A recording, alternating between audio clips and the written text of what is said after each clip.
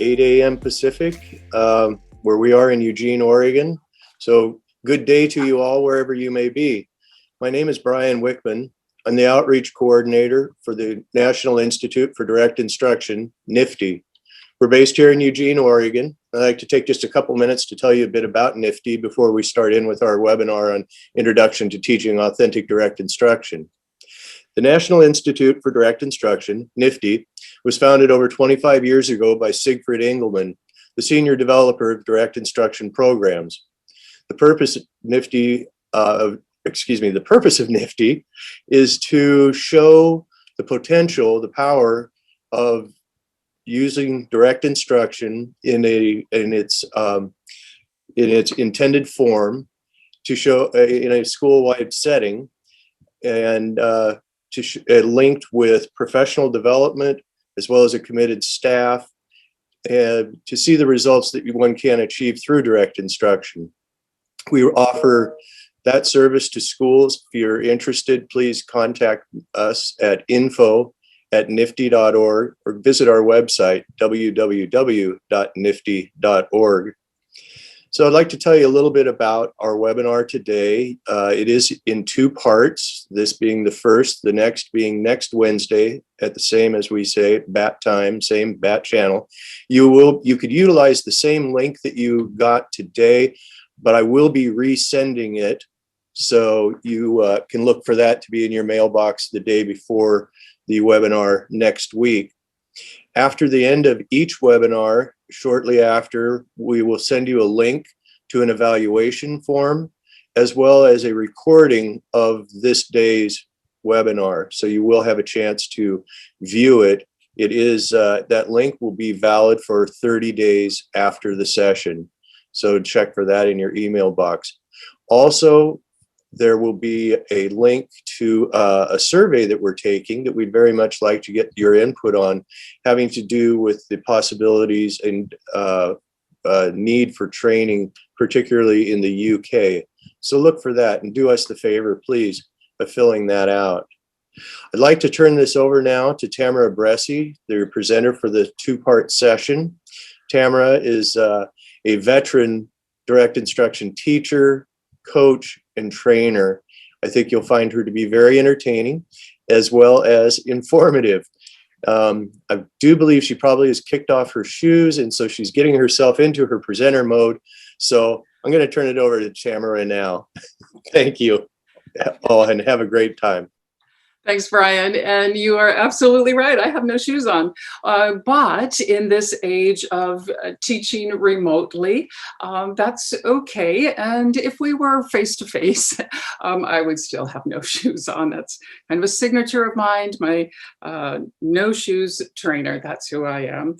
So as Brian said, my name is Tamara Bressi. I live also here in Eugene, Oregon, west coast of the US, along with Brian and a few other of my colleagues. One other that I'll introduce here in just a second.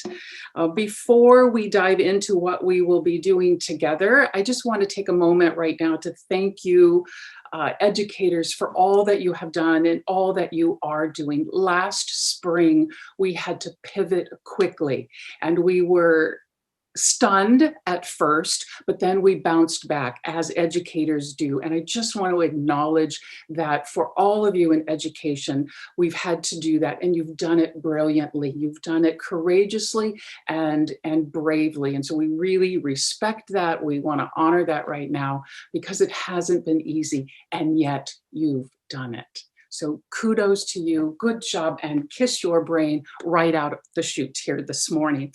I'd like to introduce my colleague, Rochelle Davison. If Rochelle, you want to put your screen on, just there you go. There's my friend Rochelle. She is currently Director of Training for NIFDI, previous classroom instructor, also with direct instruction, trainer extraordinaire, coach extraordinaire, and a person you just really want to know because she makes your life better. So Rochelle will be behind the scenes here, and we'll talk about her role in just a second. So thank you, Rochelle. All right.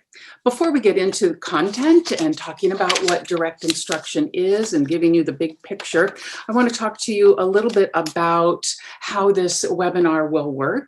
We'll share some strategies with you. I'll share some information and some demonstrations. We'll take some questions from the field.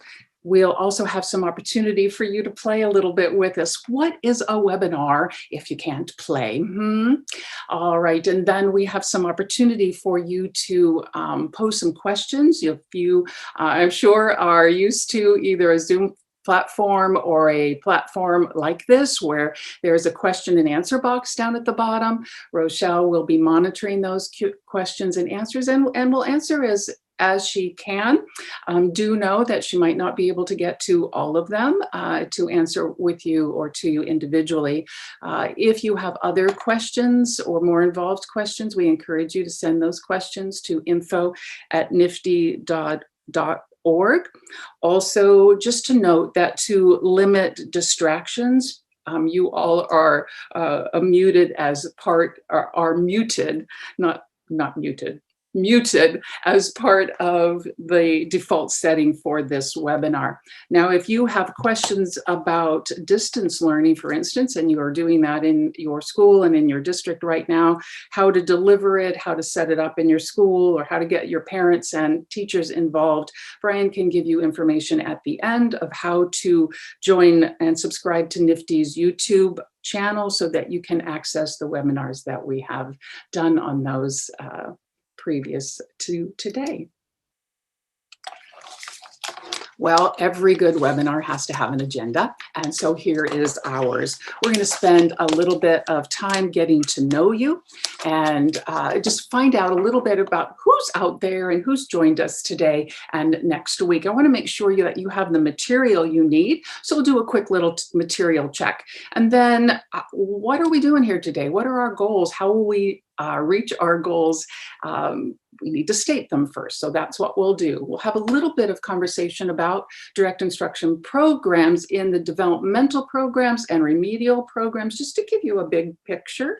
And then we'll go specifically into instructional goals of direct instruction, as well as those principles that guide all the programs. We'll do a lot of work and discussion around effectiveness and efficiency. We'll move into additional features of direct instruction, other things. Oh, yes, you need to know this. This is a critical piece.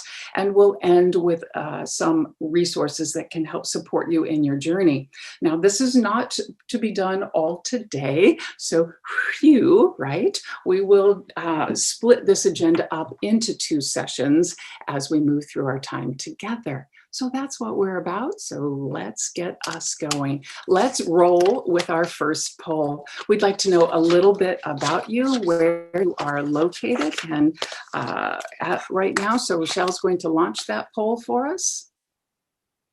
And if you could respond just as quickly as possible, we'll give you some feedback about where everybody is. Great. We've got almost everybody responding. And Rochelle, can you give us those details as they're coming in? Oh, great. We have about 50% from the United States and about 50% from United Kingdom. Hey, we have a few of our Canadian partners and friends chiming in as well. Welcome to you all. A couple from other places as well. Thank you for joining us from Asia. Oh my goodness. And from other places in Europe. We welcome you all, and what a great opportunity to come together as an international community to learn about direct instruction together. There is some benefit about being on a remote platform, isn't there? Thank you very much. And let's find out a little bit more about you. We'd like to know what your relationship is with schools. So if you would, as Rochelle launches the second poll, if you would just do a quick click on what your relationship to schools are. Again, just finding a little bit more about you so we can be quick and fast friends.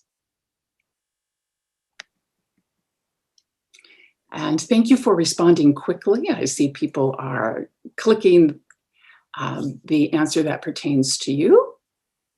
Great. Awesome. What have we got out there, Rochelle? We have about a third of our participants as teachers, about a fifth as coaches. We have about a fifth of our participants are school leaders. And then we have the occasional district leader, special education support, and teaching assistants. So most of our audience are teachers, coaches, and school leaders. Great. Welcome to you all. Again, what a great opportunity for all of us to be together in an international community coming from different walks or different arms, if you will, of education. We all are moving towards the same thing, getting better and better lives for the students that we serve. So thank you for sharing with us. And one more getting to know you. We'd like to know a little bit about direct instruction and your experience with it. Have you some knowledge of direct instruction or not? Have you taught some DI programs before? Have you been trained in some programs? So Rochelle's going to launch that poll right now, and we'll just click all that apply on this one because you might have more than one category that fits you. Great. We have about 50% of our folks already answered. They are quick. They are quick. They are quick. Holy moly. I love it. All right, it looks like as we get most folks in, it's pretty evenly distributed actually. Yeah. 25% of those folks don't have any prior knowledge of authentic direct instruction. About a third they don't have any prior teaching experience with direct instruction. About 30% again have had experience with some training, and then 37% have taught. So it's quite evenly distributed across the board. Well, what a great cross-section of our international community we have out there. I just want you to know you are all welcome at the table, and we are delighted and thrilled that you have set aside these 90 minutes today to be with us. For us, it's the beginning of our day. For many of you, though, it is towards the end of a day. And so again, thank you for setting aside this time to be with us. I'm so excited that we have such a great cross-section of folks joining us today. Let's do a quick materials check. Brian sent links to these materials or attachments to these materials in your email that had the link to this session. So a real quick check to make sure you have everything. You should have a packet that is called, the file name is NIFDI handout packet. So it says NIFDI handout or NIFDI HO packet. And at the first page of it looks like this. It has the signals page. You should also have several different lessons. You have Reading Mastery 1, lesson 102. You'll have Reading Mastery K, lesson 34, and you should have a PDF of Reading Mastery 1, lesson 90. That's just a one-pager. Don't fret if at the moment you can't find those links or you were not able to open them or not open them, but download them so you can access them. I'll show you all the material as we move through. We just provide it so that you can have it perhaps up close and more personal than just viewing it off of a PowerPoint slide.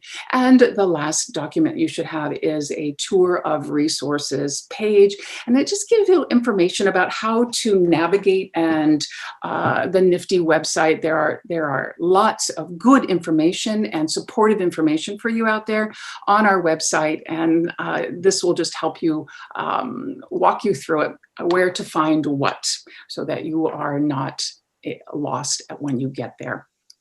All right, so hoping all have the material. One other thing about the material, Brian said that after this is over, that he will send a link to the recording and also an eval. In addition to that, we'll give you the PowerPoint slides, that 3 on the page as a handout once this part of the session is over. So you'll have that to refer back to just in case. You might also right now want a piece of paper and a pencil or something to write with in case you want to take a note or two. All right, let's talk about some goals for our session today.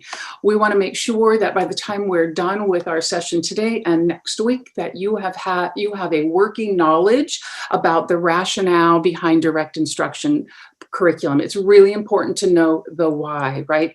And then once we have that working knowledge, or as we're developing that working knowledge behind direct instruction material, we'll talk about the key principles and the delivery techniques of direct instruction material and programs, the things that set it apart and make it unique among other methodologies and curriculum for delivering instruction to students. So that's our goal as we go through our time together. So here we go. And let's, as promised, I said that we would talk about the developmental programs and remedial programs. Before we get into the nuts and bolts, the nitty gritty and the really good detail, let's take a moment and step back for just a second and talk about the direct instruction programs. As we did our poll, we understand that there are about 1/3 of you who haven't taught a direct instruction program before, and some who have no knowledge of direct instruction. So if you will, take a step back with me right now, and let's talk about the 2 major categories of direct instruction material. We have developmental programs. Developmental programs are grade or year level equivalent instructional content where students learn 1 year of instruction in 1 year's time. Now we can accelerate that as well with increased instructional time, but hold on to this, at mastery. Well, it can increase our instructional time, accelerate our students, but they must be at mastery. And we'll get into what mastery looks like, feels like, and tastes like. So in the developmental programs, we have Reading Mastery, Signature Edition Reading, and Language. You'll see it abbreviated frequently as RMSE, Reading Mastery, Signature Edition, grade levels K through 5. And there is a reading strand and a language writing strand that goes with it. You'll see in our developmental programs, we have also Rewards Intermediate, and that is a program that teaches students how to decode multisyllabic words. There's a strategy for that, and once they learn that strategy, the world opens to them, so to speak, because so much of our content material is in multisyllabic words, or so much of the content of material is contained in those multisyllabic words. So Rewards Intermediate teaches them a strategy for that. You'll see, by looking at the screen, there are also developmental programs in math. So arithmetic, DISTAR arithmetic is math that we teach to our preschool students, our nursery 4 students. We have kindergarten students or reception students also in DISTAR arithmetic. We'll also find and have our developmental programs connecting math concepts, and there are levels A through F in those programs. So those are designed to meet students developmentally. Now you might be saying to yourself, and some of you are, because you are out there, you let us know that you are either SENCO or special ed, and you are interested in, oh my gosh, we have to catch these students up. Well, what have we got for that? Well, I'm so glad you asked. Direct Instruction has remedial programs as well, and they're targeted for students who are at risk, which we have a few of those, don't we? And they are written to meet specific students' needs. And here's the great thing. Students learn more than 1 year of instruction in a year's time. Yay. And at mastery. But the only way that they can do that is through these carefully sequenced design of these programs so that they can learn at mastery in more content in less than a year's time, because we need to catch those students up. And here are some examples of developmental or of remedial programs. So corrective reading is one remedial program. There are two strands to it, decoding and comprehension strand. We have reward secondary. So for those students who have hit 6th, 7th, 8th grade and above and not learned how to decode multisyllabic words, there's that program addresses that. We have remedial programs for writing, expressive 1 and 2, and then also remedial programs for mathematics, which teach students addition, subtraction, division, and on up through decimals and percents and fractions, so that they can access more complex mathematics as they bring all these skills to being automatic in the foundational levels. So that was a step back. Developmental programs, remedial programs, and the examples that are on the slides are not exhaustive. There are more. Those are just examples of what programs fall under each category.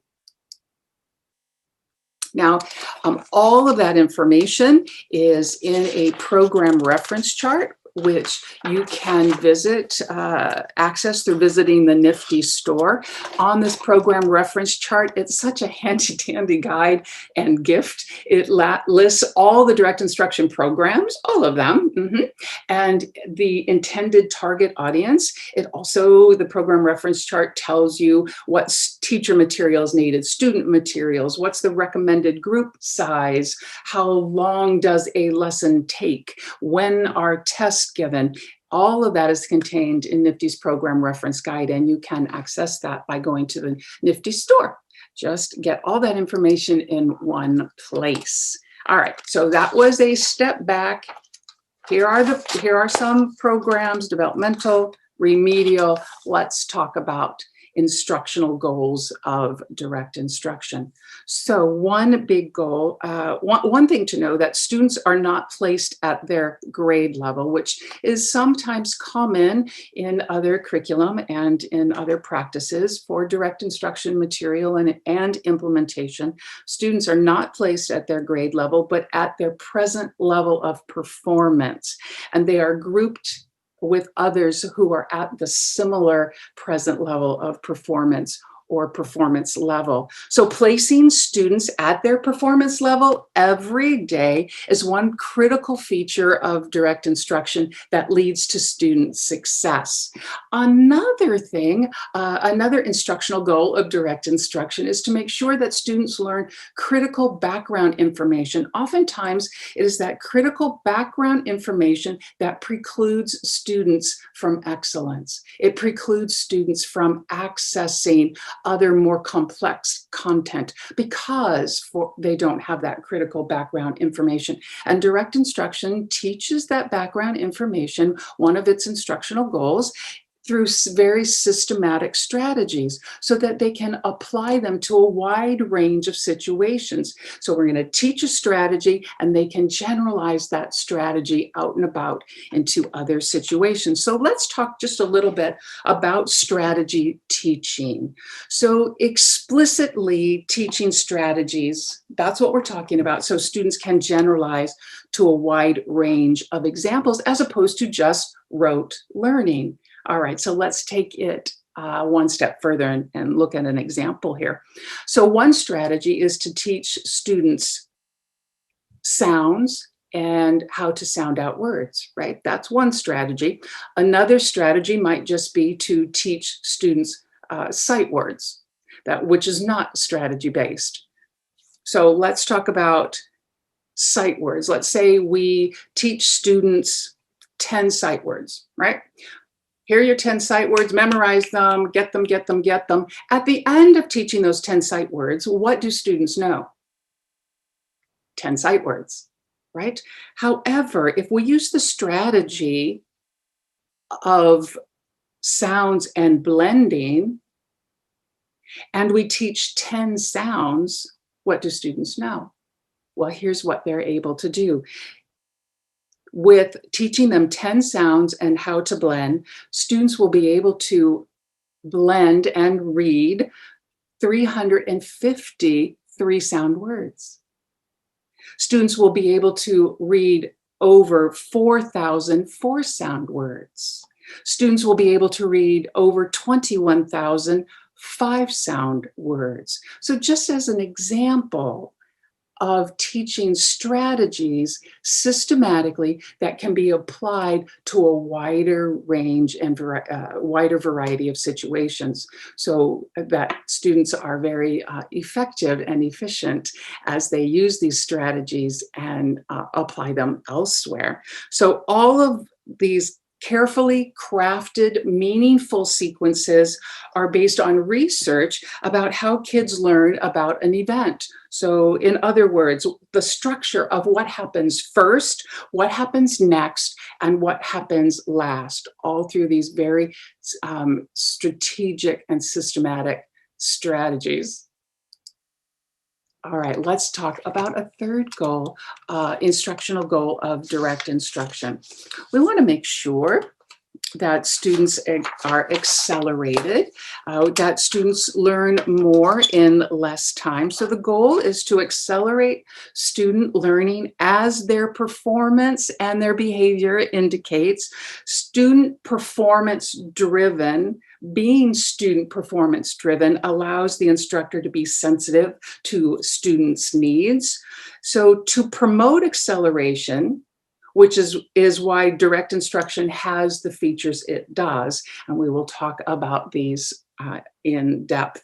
Why it has scripted presentations. Why are we asking students to respond as a group? Why are we correcting and how are we correcting students when they make a mistake? And putting students together in homogeneous groups, just like we talked about in groups where students have skills that are like one another. All of those details lay the foundation for accelerated learning, learning more in less time. So our instructional goals of direct instruction, that being a very important one. As we talk about direct instruction and its principles, we'll see that two of the most important principles are effectiveness and efficiency. So acceleration, which we just talked about, are achieved through high levels of effectiveness. That means ensuring that all students master the lesson. That's effectiveness. All students, not just you over there or you over there. We get them all to master the lesson, and that's effectiveness. And that lays the foundation for more advanced learning and efficiency, making this learning as time efficient as possible. You know, we all know that our time of instruction is precious. We don't have an endless supply of opportunity of having those students in front of us. We have to keep our instruction urgent. We have to keep pressing in and making whatever we are teaching today be the most important thing that we have said all day, keeping that urgency of our instruction. Now, when these two principles are closely followed, student performance will greatly exceed their historic academic performance. We get effectiveness and efficiency walking hand in hand, and our student performance meets levels that we've not seen traditionally, or we don't see in traditional approaches or other approaches. Students will learn more skills and they'll learn concepts, and hold on to this one, they will retain more of that content that is covered in direct instruction material because of the principles of effectiveness and efficiency. So much of our session today and next week will be around these two concepts, efficiency and effectiveness. All right, so let's take a look now at the design of effectiveness, ensuring that all students learn. So direct instruction programs are designed so that all students will master skills and concepts covered in the programs if they are implemented with fidelity. Now that's a big one, implementing with fidelity. That means doing all components as they were intended in the program. So here are the main features of the programs that allow for all students to learn the content covered. We will talk about each one of these in detail. We'll talk about placing students at their performance level and getting students to respond frequently. What happens when there's a new skill or a concept? Then, whoa, I've got a student who made a mistake. What do we do? And what are we talking about when we're talking about mastery and passing? What's that high level of passing criteria in the direct instruction programs?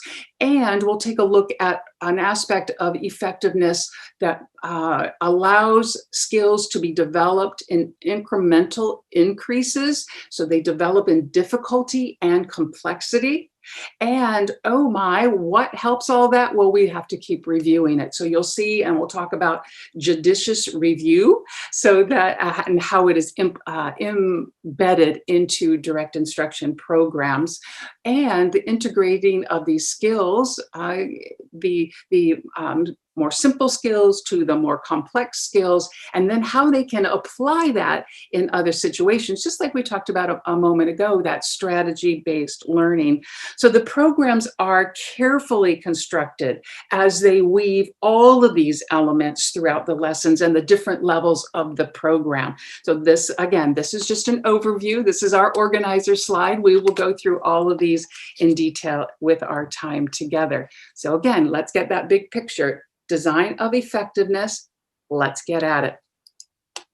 So the first item up on design of effectiveness is placing students at their performance level. It's not placing students, oh, you are grade 1, let's put you in level 1 material, or you are year 6, let's put you in year 6 material. So the first step is ensuring that all students learn the content presented in direct instruction programs is to place them at their performance level. So for new implementations at the beginning of the school year, or actually more ideally back the spring before a new direct instruction implementation begins, we would administer placement tests. Every program has a placement test that tells you precisely where students belong in the range of levels of the program you've selected, whether it's reading, language, or math. They all have placement tests. It's not a guesswork. So if students in, say, decoding, and students in corrective reading decoding or corrective reading comp, there is a comprehensive placement test that will give you information about which level to place them in. Other programs have placement tests for each specific level. But the bottom line is we put students together based on placement test results. It's no guessing. Now, what happens, you might be saying to yourself, oh, well, that's good for those students who start at the beginning of the year, but we have students who come in the middle of the school year. What do we do with those? Well, as you know, students who got placed at the beginning of the school year are proceeding through the lessons, and so you're very likely not to have a group that is at lesson 1 when you get a newly entered student. So what we do then is we make sure that, or we take the in-program assessments of existing groups and see which of those groups the new student skills most closely align, and put the students in that group, right? So again, there is no guesswork. Like, I think maybe this student belongs there. We use data to drive our placements. So one design of effectiveness is making sure students, and that's critical, and that's why it's number one, placing students at their performance level, present level of performance is critical. Now let's talk a little bit about another aspect of effectiveness, the design of effectiveness, which is ensuring that all students learn. Okay, get that in your head, let it stick in there. And that is eliciting frequent student responses. And we want students to talk to us frequently. And let's get into the nuts and bolts of that. So when students respond frequently, you and me, as the teacher, receive ongoing information about what the students understand and what they still need to work on. We have students answer in unison, so they're answering as a group together. And the frequency of student responses varies by the task, so that variance stems from the complexity of the task and how familiar students are with the task. So newer and complex tasks will allow for less frequent responses. When a task is new, it requires students more time to formulate their response after the teacher has given the direction or has posed a question. When the task is complex, it may also require more time for students to formulate their response. So we go from we talk about that in terms of think time, varying our think time. We ask a question and we vary our think time based on the complexity of the question for the learners in front of us. We're going to do a little demonstration here right now. Rochelle is going to come back on, and there she is. And just a little demonstration here on think time. Simple versus complex tasks. And what I'd like you to do is note how much think time Rochelle is given depending on the difficulty of the task for my specific performer right here in front of me. Now let me set this up. Rochelle is an average fifth grader, a year 6 student, and gets good grades. She loves American football, and this is true, and is currently in the middle of a human anatomy class at school that they're just getting into, and she's finding that just a little bit more difficult. So I'm going to vary my think time based on the difficulty of the questions for her as my learner. I want you to keep an eye out for that and see how it works depending on what I ask her. Are you ready? Yes. All right. How many points is a touchdown worth? Get ready. 6. 6. Where is London? Get ready. England. Yes, England. How many bones are there in the human body? Get ready. 206. Yes, 206. You have learned more about the human anatomy than you give yourself credit. Nicely done. All right, so let's pick that apart just a little bit. As noted, the amount of think time that I gave her was dependent on the question being asked for the learner in front of her. So she was able to answer the football question quite quickly. I gave her a little bit more time on geography. Where is London? Remember, she's an average fifth grader in this scenario. Don't judge her as an adult answering that question. Average fifth grader, gave her a little bit more information or a little bit more think time. And then how many bones in the human body, knowing that is something that she's just started to study, I gave a little bit more think time. So again, some students may need to more think time to formulate their response than others, depending on the task given. So eliciting student responses and that variable of think time. Now let's get you involved here a little bit, and let's do some think. Here's an opportunity for you to apply what we just talked about. Which oral question would require the longest amount of think time for an average fifth grade or year 6 student to answer? And Rochelle has launched that poll. If you can just, oh, there's no fooling these folks, is there?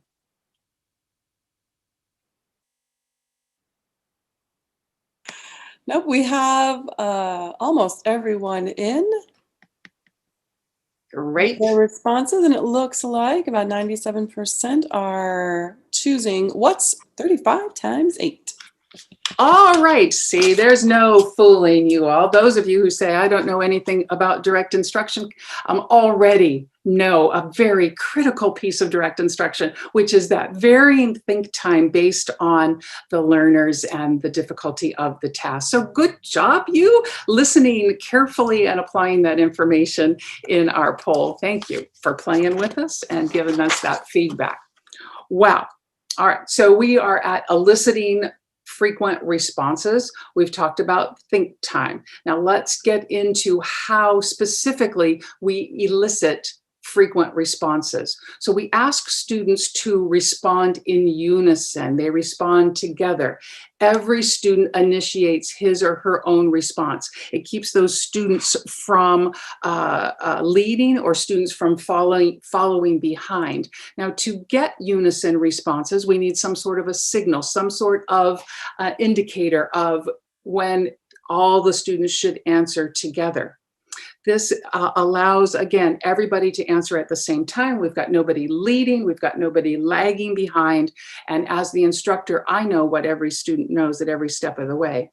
So let's continue to talk about these benefits of a unison response using a signal. Getting the group response is much more effective than asking students individually. Once I've asked one student a particular question and that student answers, it really negates the responses of other students on that same task. What's 2 plus 2? I ask a student. Great, you know what 2 plus 2 is. What's 2 plus 2? I ask another student. Oh, do I really know what that other student knows? Not really. I know what I know that the second student I asked hears well. I don't know that that second student that I asked actually has mastered that material, because he didn't have to initiate, or she did not have to initiate her own response. She just had to listen carefully to the person who went first. So as an instructor, I gain really valuable information on my student performance, whether they initiated their own response, like we just talked about, whether they copied another student because maybe they coattailed, and I'll fix that as an instructor. Maybe students didn't answer at all. Maybe some have attained mastery and some have not obtained mastery. Maybe I need to repeat a task to bring all my students to mastery. So all those things we can gain, all that information we can gain on having group responses. And students gain so much more practice throughout the lesson.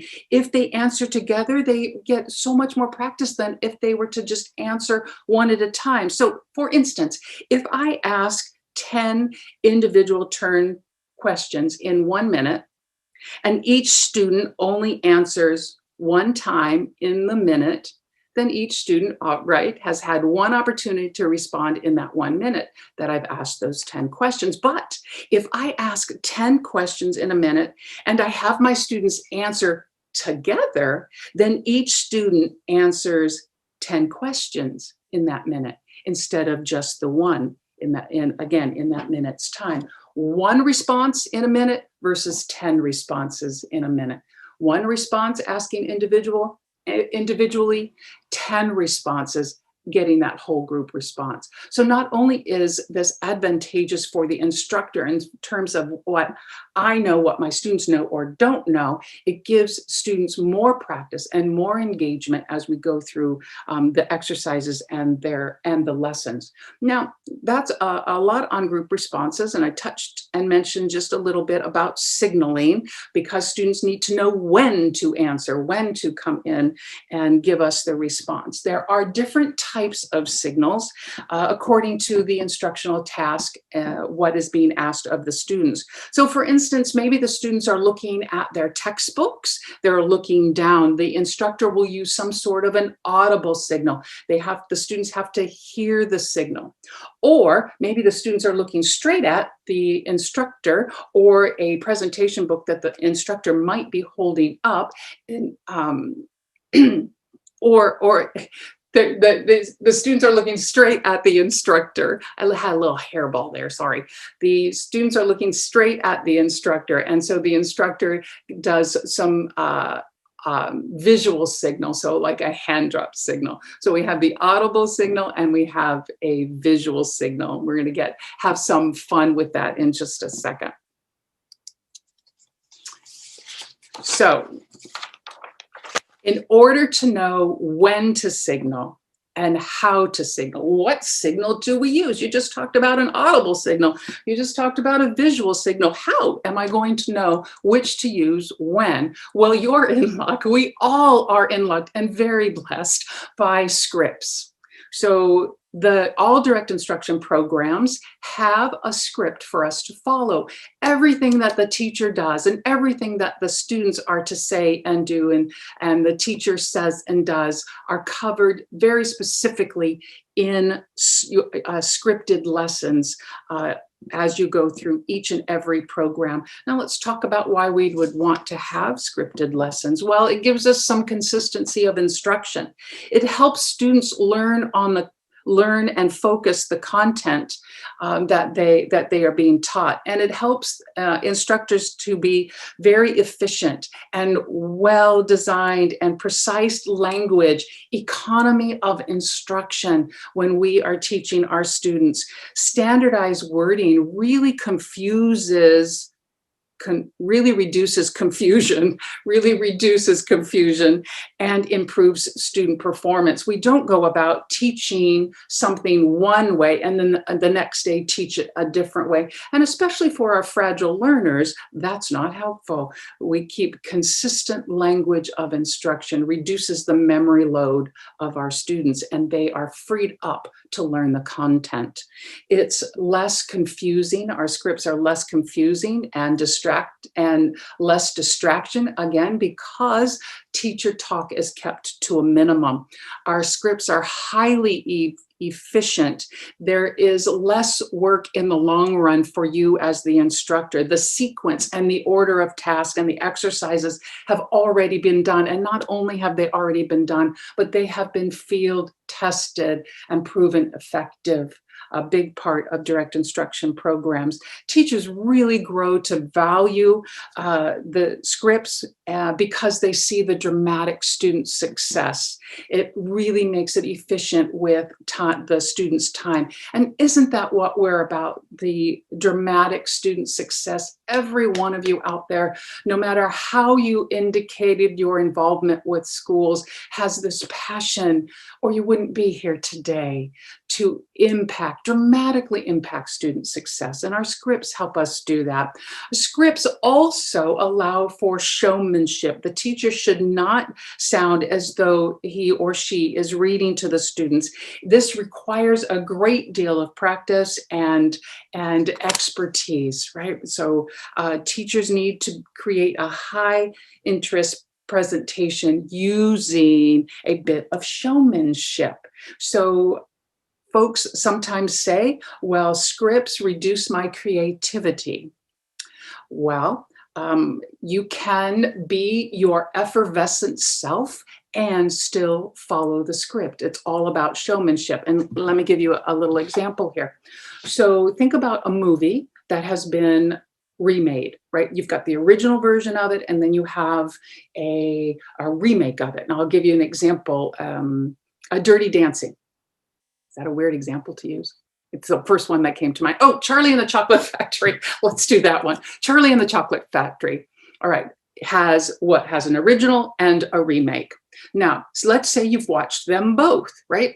The scripts are the same from the original to the remake. The actors have changed, haven't they?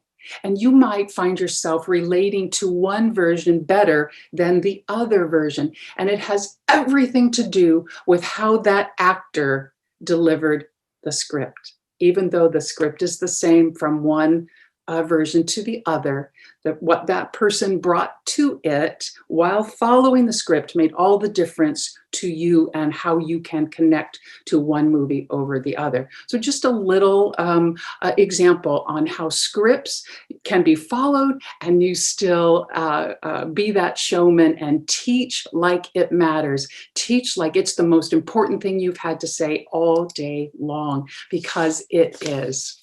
All right, so let's recap where we are right now. We are talking about effectiveness, the design of effectiveness, and we are talking about eliciting frequent student responses.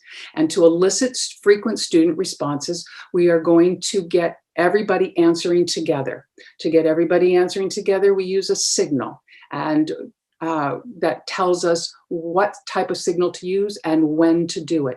And our scripts let us in on that information. They tell us precisely when to do this and when to do that.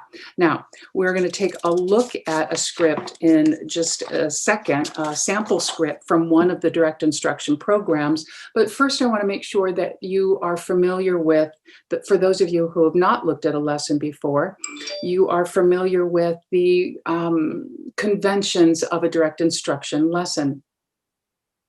The blue in an exercise indicates what the teacher will say. So the colored print, whatever's in blue is what the teacher says. Whatever you find in parentheses is what the teacher does, right? And then you'll see italicized type that shows the expected student response. All right, so keep that in mind as we go to this lesson here. What I'd like to do, you have this as a handout. It has a 2 in front of it as the file name because it's document number 2. Excuse me, but it's Reading Mastery Signature Edition 1. It's lesson 102. We're about to watch a video of a teacher teaching first grade students in level 1 of reading. This is where we're popping in right now, is lesson 102 out of a program that is 160 lessons. So before demonstrating the activity though, and before having you watch a little bit of the lesson being taught, I want to walk us through what a full lesson looks like. So again, you can either open up your PDF of this lesson or stick with me here as I do a new share and walk us through a lesson. All right, and my colleagues out there tell me, yes, you can see the lesson. Yes, I can see the lesson. Oh, perfect. Thank you, Rochelle. All right. So here is a typical lesson. And like I said, in what is written in red is what the teacher says. So I'll read each word in red. And then what the teacher does is in parentheses. So I'll read each word in red and the teacher touches the word people. And this is just to get an idea of the flow of a lesson in level 1 material. So students start out on exercise 1 and the teacher is reading the words in red and the students are spelling the words and then telling what word they spelled. And then they have an opportunity to go back up to the top and read the words all the fast way with no teacher prompt. We go to exercise 2, and in exercise 2, students are being asked to analyze each word by telling the underlined sound first and then reading the word the fast way. So we're starting the lesson out with some review of words, and just to know that this review of words is just that. These words are not being introduced for the first time. These words are being reviewed before students get to the story reading. In this exercise, exercise 3, students spell the word. It helps them focus on the detail of each word, each letter in each word, and then they read the word the fast way. Over in exercise 4, again, they're asked to analyze each specific word, underlined part in each word. They say the underlined part, then they read the whole word. All that being done and taught to mastery, and students then getting individual tests to read a column of words by themselves after the whole group has been brought to mastery on all those words. So they've practiced, they've had 4 exercises now of practicing words in various forms before they get to the story reading. Now I'm just going to give you a very simplistic overview of story reading because this isn't a program training, just to give you an idea of the top to bottom of a lesson in level 1. They get to the story reading and students will read the story 1 sentence at a time, and the teacher will stop and ask questions at the underlined part. Now, obviously, again, there is much more to it than what I am saying right now. That's the general gist of it. Again, if you participate in program training, we go through all of that quite specifically. And then once they have read through the story, then becomes their worksheet time, and they do some independent work and show you that they have mastered the skills that you have taught them as you go through, as you've gone through the lessons together. So that's what a typical lesson looks like. Do a new share again. This always makes me just a little bit anxious when I do that, but I think we got it. You see the PowerPoint now, yes? Yes. All right, thank you so much. A little confirmation is great. In webinars like this where I can't see anybody and I can't hear anybody, it's sometimes difficult to know, yes, I'm on track. All right, so that was a quick run through of what a lesson would look like. And now we're going to take a look at an instructor teaching this part of the lesson where the students are going to read the underlined part and then they're going to read the whole word. The instructor is using a pointer instead of her finger to provide the focus for the students, to show the students where to look. So again, the students are reading the underlined part and then reading the whole word. But you've got a job out there, not just enjoying and learning from this video, but here's what I'd like you to do. Because remember, we're in the category of eliciting frequent responses. Right? So as this video plays, I want you to count how many opportunities each student received in the 30 seconds that you're about to watch. Right? So here we go. Got your job? Know what you're doing. Great. All right. And we see the video. Yes? Yes. All right, thank you. All right, y'all have your jobs. You're counting how many responses in this 30 seconds, and let's do it. Good job. First, we're going to read the underlined part of each word in this column, and then you're going to read the whole word. Read the underlined part. Get ready. All. Yes, all. Read the whole word. Get ready. All. Nice job. Read the underlined part. Oh, keep going. The underlined part. Get ready. Farm. Read the whole word. Get ready. Farm. Yes, farm. Read the underlined part. Get ready. Ow. Yes, ow. Read the whole word. Get ready. About. Yes, about. Read the underlined part. Get. All right. As I get us back to our PowerPoint, let's have a conversation about that. So I hope you were tallying the number of opportunities students had to respond in that 30-second time.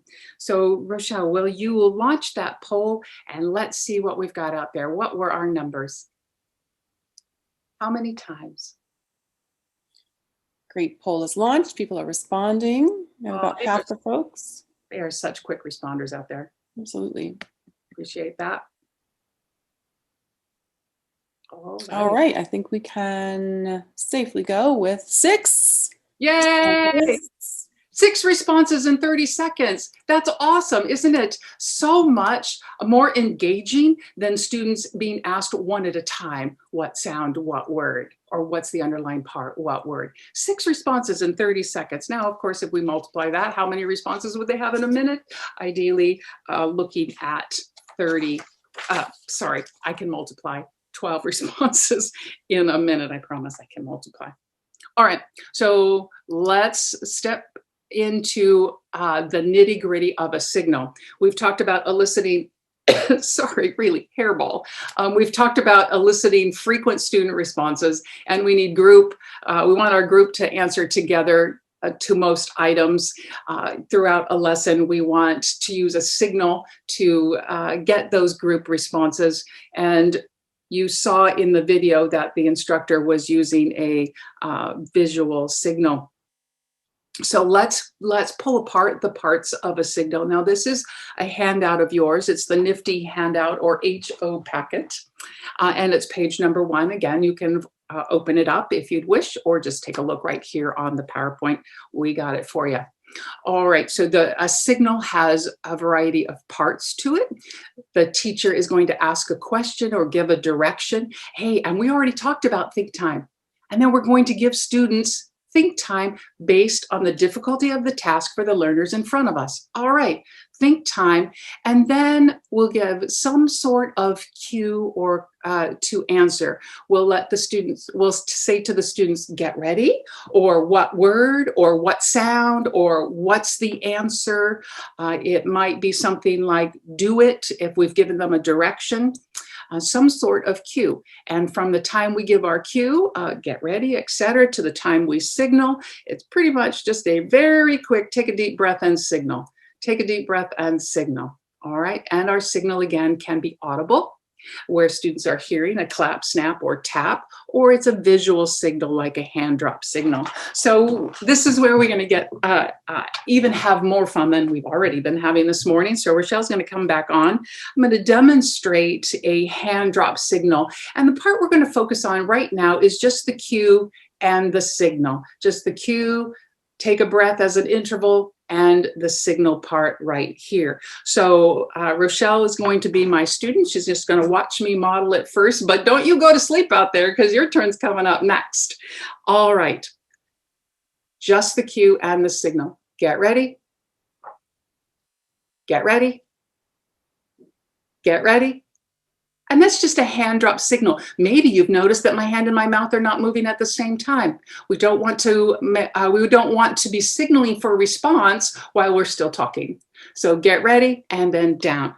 All right, here's where you get some experience and some practice with that. Now, I know I can't see you, but I'm going to encourage you to practice with us and with Rochelle. There's nobody around in your house who's going to think you're weird by waving at the computer, nobody at all. So disregard anybody who might be judging. Get that hand up. I want to see, or sense perhaps that your hand is up. Let's see your hand up, Rochelle. We're going to do it together. And all we're going to do is say, get ready, and then down, right back up, and we'll do it again. Get ready. Get ready. All right, let's do it together. Everybody together and go. Get ready. Again. Get ready. All right, now you and Rochelle all by yourself. Let's test it and go. Get ready. Again. Get ready.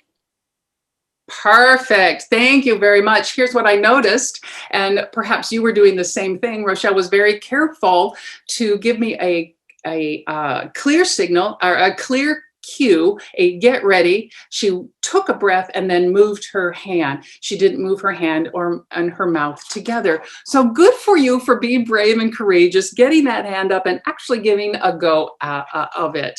Nicely done. So we're going to take that little increment of skill and build on it, just like a direct instruction program would do.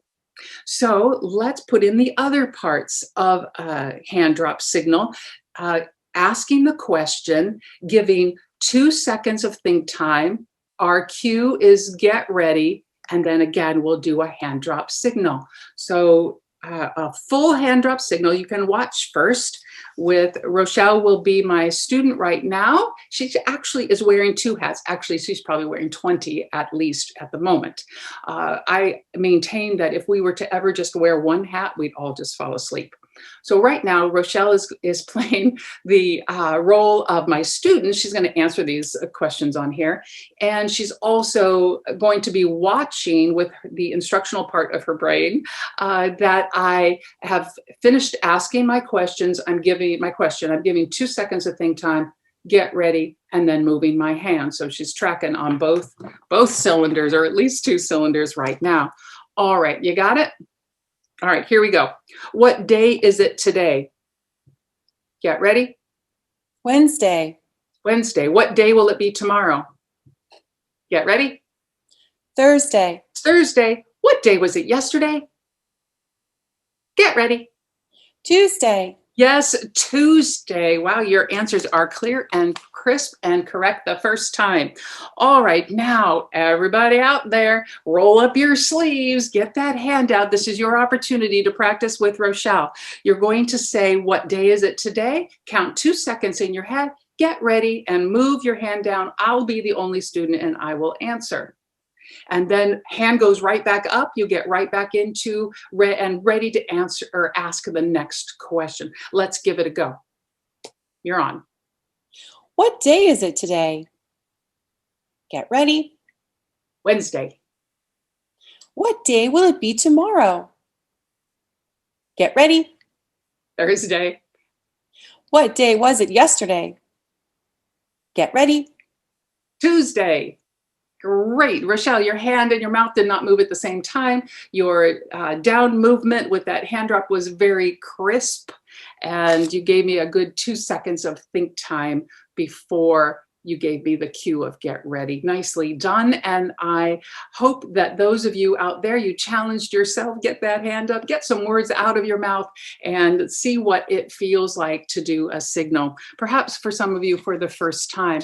So reminding and remembering where we are in the scheme of things, looking at the design of effectiveness, ensuring that who learns? All students learn, absolutely. We've looked at placing students at their correct performance level.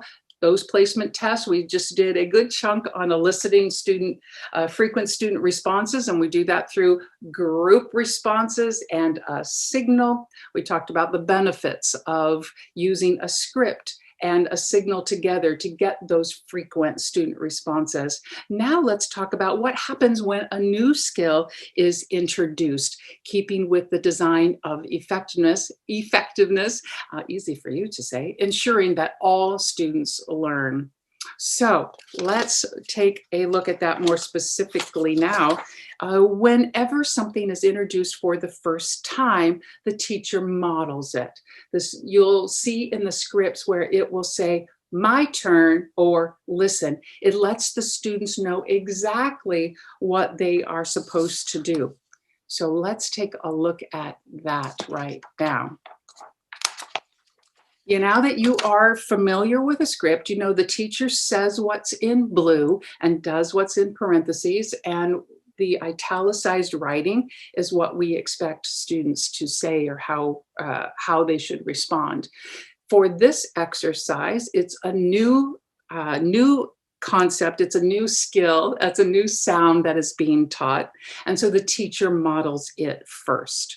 This lesson is from Reading Mastery Level K. It's the entry level of Reading Mastery Signature Edition. And it's lesson 34, again, out of 160 lesson program. So I'm going to play the role of the teacher, and I will have Rochelle as my student. And when my finger or when my cursor moves under this ball, I will say the sounds. So as you watch this, I want you to watch for how many times did I model the sound. Now, you can look at it on the screen if it's clear enough and big enough for you, but for me, the older I get, the smaller that type becomes. Or you can open up your PDF of reading of RMSEK, lesson 34, and again, it's exercise 2. You can look at it either way. So your job is to count how many times I modeled the sound before Rochelle had an opportunity to say it, and how many times were the students prompted to say the sound in unison. How many times for the teacher, how many times for the students? All right, are we ready? All right, here's a new sound. My turn to say it. Get ready. I. My turn again. Get ready. I. My turn again. Get ready. I. Your turn. Get ready. Eh, Yes. I. Again. Get ready. eh. Yes. I. All right. I hope you were counting, keeping a little tally there. Rochelle's going to launch that poll and the demonstration that you just saw. How many times? There are two parts to this question.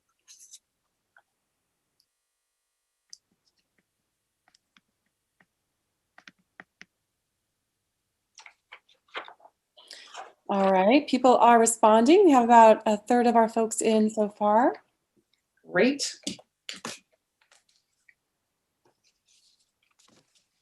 All right. Good counters out there. Thank you. A way to pay attention. What do we got, Rochelle? All right, I think we are far enough in to be able to call this. We have for our first question, how many times did the teacher model the new sound before asking the students to produce the sound by themselves? The number 3 stands out 3 times. And then how many opportunities did the student receive to practice the new sound before being asked to discriminate the new sound from review sounds? Was 2 times. Great way to pay attention, my friends, and just still dig into what we're doing here today. All of this to say, all of what we're doing here is to say that students get the opportunity and get set up to be successful. They are not put into a situation where they are guaranteed to make a mistake. If it's a new skill, if it's a new concept and they've not been taught it, the teacher needs to show them what the concept or the skill first. It sets students up to be successful. Now, I'm just going to pick apart just a tad of what we just did. What you saw me do was use my cursor, right? And I did my cursor as the signal. I started here and I held under with the signal, with the cursor under the sound on the big dot, on the little dot. Now, if and when you are in front of students, you are teaching with a presentation book, and it looks like this. Now you can see the trouble if I were to just present this to you all right now using a presentation book. Talk about tiny writing and hard to see. So we chose to use the cursor as our signal as opposed to my finger. Just a very quick, it would look like this. My turn, get ready. And I would be moving my finger back and forth. My turn again, get ready. So you can see it's a little awkward in a webinar setting to actually use the presentation book, but I did want to show you just quickly that that's how it would be taught if I had my students in front of me and we're not teaching through the confines or the opportunity of a remote setting. Great. All right, let's stay with the teacher modeling new skills and concepts, because this increases the chances of perfect practice by students. Like I said, it sets those students up for success. The more students practice something correctly, the greater chance that they will remember it correctly. Now, the more mistakes they make, the more difficult it will be for them to master the material. So when something is introduced for the first time, the teacher models it, and then later it is followed by discrimination tasks so that students show that they know the difference between the new concept, the new sound, what was modeled, and what was introduced earlier in the program that they have learned and been brought to mastery. So let's take a look at that. Here is an example from the very same lesson. Now, again, you can open up your PDF of this lesson. It's Reading Mastery K, lesson 34, or just have a look right here on the screen. This is the very same lesson that you saw me model a couple of slides ago, where I showed the sound first. I said the sound first. Several exercises later, we have exercise a little writing, exercise 9. So I want you to watch this demonstration again, and this time just in your head, watch for whether or not I, as the instructor, modeled the new sound. So you get where we are. Same lesson, several exercises later, new sound was introduced way back at exercise 2. These other sounds on this page are sounds that the student has already learned and been brought to mastery. All right, let's get her going, Rochelle. And let me, as Rochelle clicks in, let me reiterate what you do out there. Check to see whether I give that model first before asking my student to respond to the new sound. All right, see if you can say all the sounds without making a mistake. Get ready. Yes, Get ready. Yes, Get ready. Yes, Get ready. Yes. Get ready. Yes. Get ready. Yes. Get ready. A butterfly. Yes, a butterfly. Couldn't trick you. Get ready. Yes.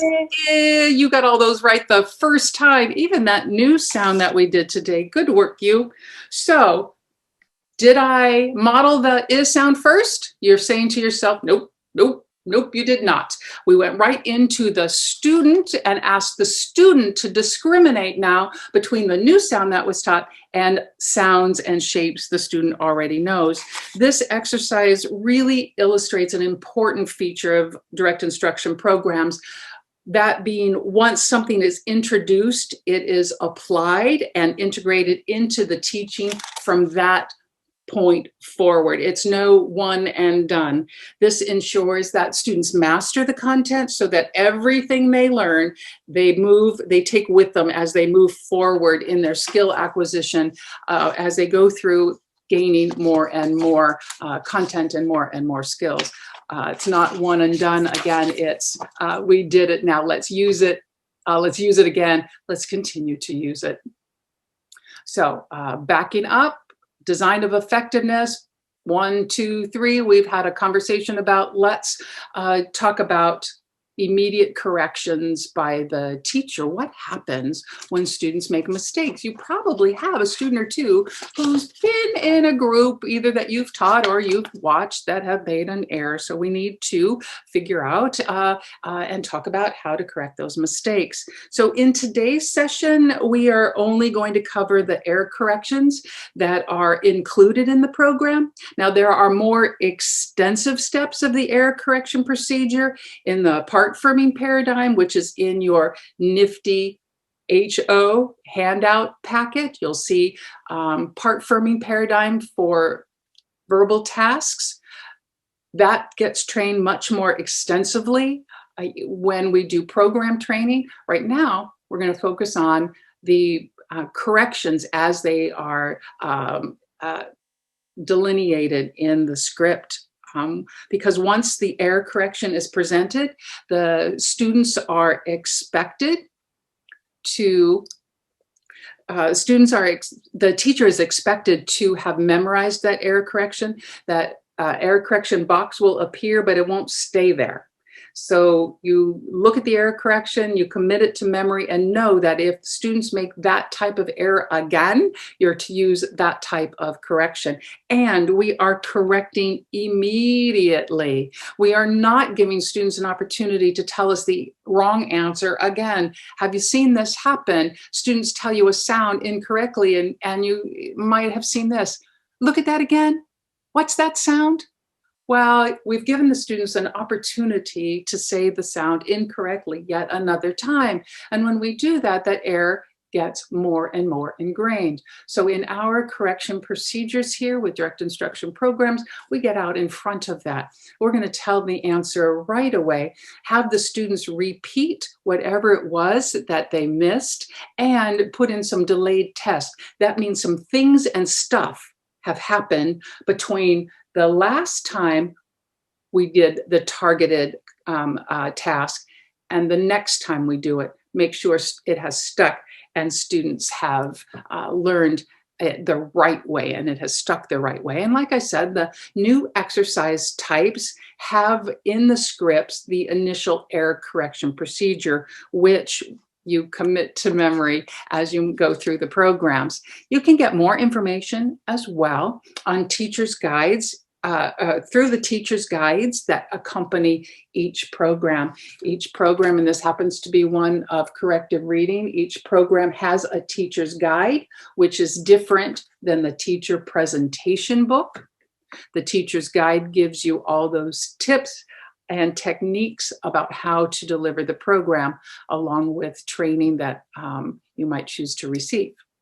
All right, let's take a look at grade one reading lesson 90. Now you can open up your own PDF of it. By now you know the drill, or just look right up here.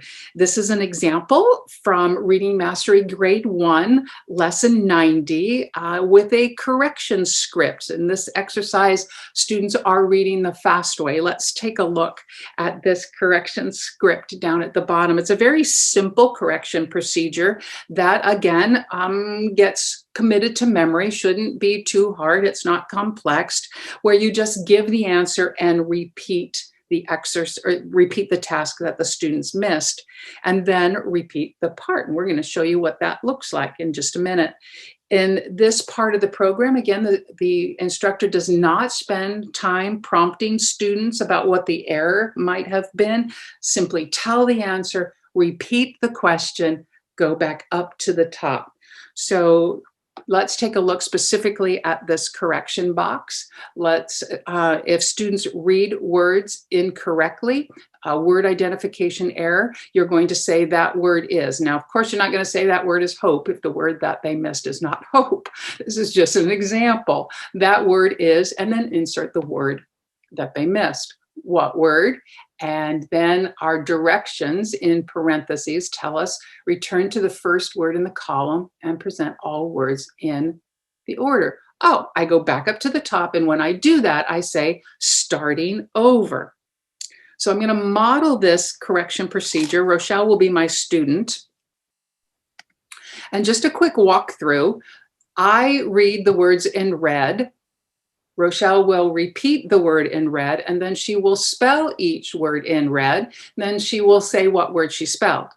We'll go through the words in red like that. Then I go back up to the top, and Rochelle will read all the words the fast way. Now she's going to make a mistake. So what I want you to listen for is how many times that she, as my student, is given the opportunity to practice reading the correct way once she's made a mistake, okay? How many times does she read the word the right way once she has made the mistake? So here we go.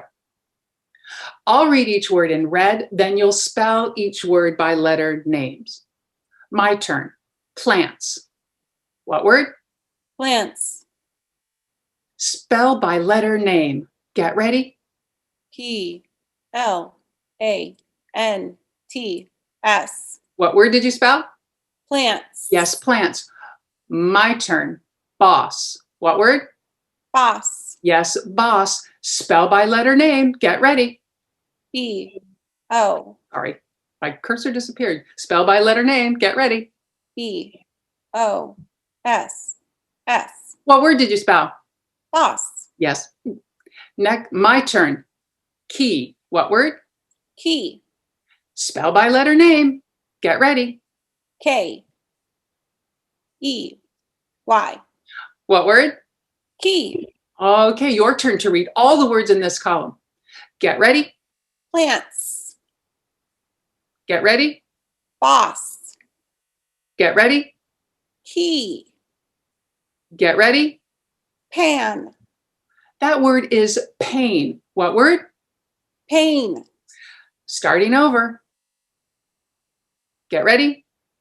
Plants. Get ready. Boss. Get ready. Key. Get ready. Pain. Get ready. Can. Get ready. Pan. Get ready. Words. Wow, good job fixing your mistake and reading all those words the right way. Here we go. Thank you very much. And we set you out with a task before we did that. And your task was to count how many times Rochelle was given the opportunity to practice saying the word the right way once she made a mistake. So you're saying to yourself, oh, that was a good tally of 2 marks, right? Rochelle said the word the right way after she was corrected. So when instructors correct in direct instruction, again, they just don't ask the student to try again. They model the correct answer for the students so that we promote perfect practice, right? Let's have a look here on how this instructor does an error correction, and then we will pause and summarize what we've done so far and get us set up for the next time. I will show you a video here, and this video is the same lesson that you just saw.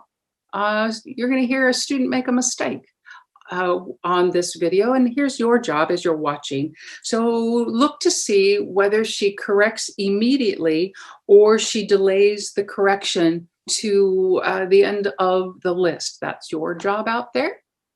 And I'll do a new share and we'll get that going.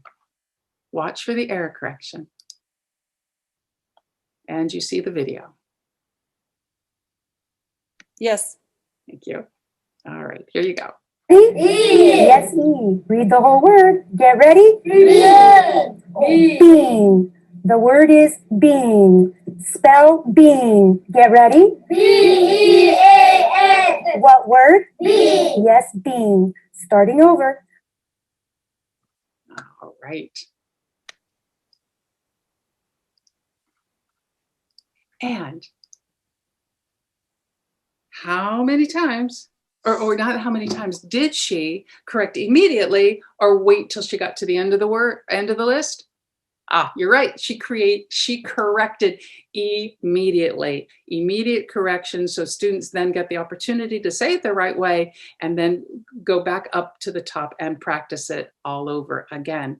So let's do a little bit of recap where we've been today. And let's also see, take maybe a minute or two to talk about any questions from the field that we can answer in the next minute or so. Anything out there, Rochelle? We've had some questions that we've answered as the session has been going, and some of them I would like to just re-ask again. Where we were at just now, we have a question on, do teachers collect data for correct or incorrect responses as the students are working through the lesson? Yes, and did you respond to that? Nope. Okay. Yeah, absolutely. Teachers collect data. As you are going through the lesson, a student makes a mistake, you correct the whole group. Of course, you know which student made the mistake as you are going through your lesson or as you're going through that exercise. Some instructors will put a little mark by the sound, by the word. Some instructors have a sheet in front of them and will mark it down real quickly. Eli, for instance, or Sally, 2 plus 2.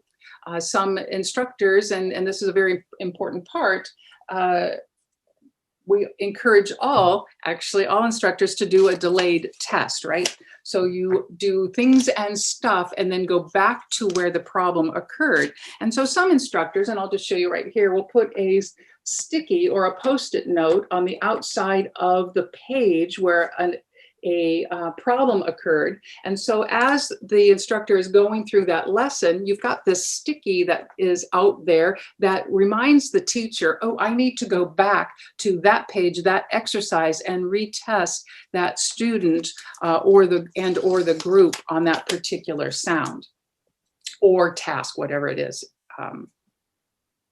You have anything to add to that, Rochelle? No, I have another question though. Thank you for answering that one. Mm-hmm. If we think about what we've been looking at today, some people were asking about the difference between unison responses in an in-person group setting versus our Zoom setting we were on today. Yes, indeed. And that's a whole lovely and involved webinar on how to teach through distance learning. We can refer them to NIFDI resources on previous webinars on how to teach through distance learning. And just a quick bottom line is we don't do group responses on distance learning because of the delay and the lag in the remote setting, but a whole procedure on how to do your lessons as intended without changing the intent of each exercise and still get frequent student responses, making allowances or working around, I should say, the delay in the remote response. Because of the platform. So let me just do a little wrap up right here. I've got seconds to go and then I'm going to have Brian come back on. We started out this morning a little bit ago, just getting a little bit of information, how getting to know you, etc. And we went into the goals, instructional goals of direct instruction, and we've settled in now on the design of effectiveness. And as we come together next week, we'll look at we'll continue the design of effectiveness and look at the design of efficiency. And each one of those big components has smaller components underneath it or subcomponents that we have paused and done some demonstration and some chit chat about, some discussion and polls and video. So I will ask Brian to come back on and close us out here. Thank you, Tamara. And thank you all for staying with us for this 90-minute presentation. We really hope to see you again for part 2. As I said earlier, we'll be sending you, resending you an invitation, a link to the webinar. It will be the same one as we utilized today. I'm not sure, Tamara, will there be additional materials or is this the extended? No. Nope. So you'll have all the materials, but again, we'll resend the link so you don't have to dig through your email to find it. If you have additional questions that we didn't answer, you could send us your question to info@nifdi.org, and we'd be happy to respond back. As you can see, also information on the screen for if you want to actually purchase the Authentic Direct Instruction programs. There's the contact for the McGraw-Hill representative, Emma Chambers. And we thank McGraw-Hill very much, as well as our other co-sponsors, that being the Direct Instruction Learning Hubs, United Academies Trust, as well as the, Midlands, excuse me, I'm very sorry, the Midlands Trust. We look forward to seeing you at our next webinar. As I said, I'm going to be sending you shortly a link to the recording of this part 1, as well as a link to the evaluation. I urge you to please give us some feedback on this. We like to hear about what we could do better, as well as what you most benefited from, so that we can help shape the content of our future presentations. I think that covers it. Look forward very much to next week, same time, and we'll press on. So thank you very much. Have a great day. Excellent. Yep. You all come back now, you hear?